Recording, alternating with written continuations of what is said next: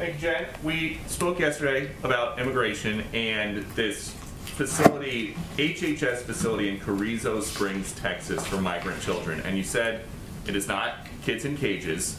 We've seen some photos now of containers. Is there a better description? Is it kids in containers instead of kids in cages? What is the White House's description of this facility? Well, let me give a broader description of what's happening here.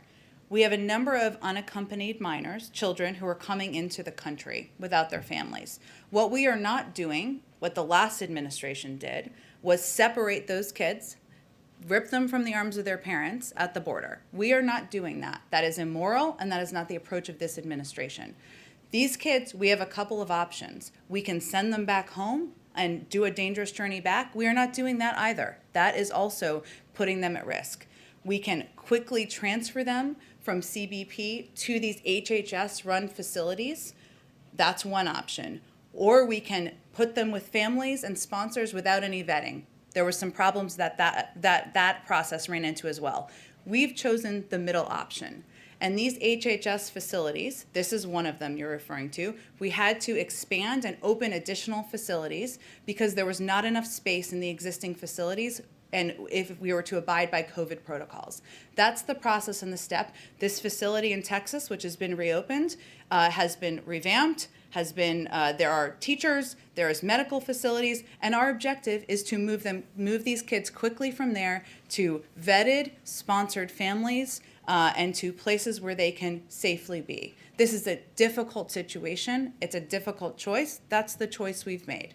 So just one step back from that, we've been talking to people down at the border who say that right now DHS and the Border Patrol are using the same kind of facilities now that they did during the Trump administration, and that there's a facility right now, it's in Donna, Texas instead of McAllen, Texas, but it's tents and chain link fence around it. And so a CBP facility before they're transferred to the HHS facility, is that what you're referring to? Yes, and the issue would be that just in the last couple days they had hundreds of kids that they were holding for over 72 hours, which is the legal limit to keep somebody in a temporary facility. So I'm just curious why this is happening. Let's be clear though, because I know you want to be clear with the public about the differences. The CBP facilities, which you're right, the objective is to move kids, unaccompanied minors, as quickly as possible, under 72 hours, to these HHS-sponsored facilities, which is the one where we've been referring to in Texas. They are two different things.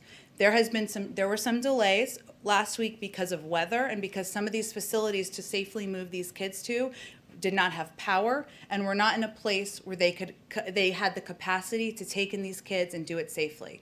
That is not our objective. That is not our goal. So some unfortunately did stay 4 days, 5 days, or longer. But the objective is to move them as quickly as possible to the HHS-sponsored facilities. Has the White House seen the comment from Alexandria Ocasio-Cortez, who, speaking about that HHS facility in Carrizo Springs, said this is not okay, never has been okay, never will be okay, no matter the administration or party?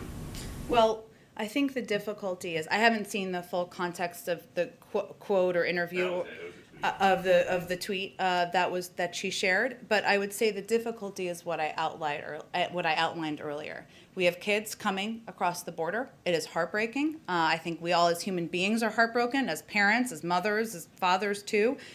We only have a couple of choices. What we are not doing is dividing these kids and separating from their parents at the border, which is what the last administration did, and why President Biden, or then candidate Biden, and then candidate Harris were outspoken at the time about these kids being pulled from their parents. What we are doing is working as quickly as possible to process these kids into these HHS facilities, which have been revamped, which have medical and educational services available, so that we can then transfer them to families. That's what our approach is. And so if there is this big difference, would the administration support, if it could be done safely because of COVID and with privacy concerns for the children in mind, would the administration support letting reporters in and press in to see what the difference is? I think you'd have to talk to the Department of Homeland Security about that. There are obviously safety protocols about that, privacy concerns, but I certainly encourage you to reach out about that.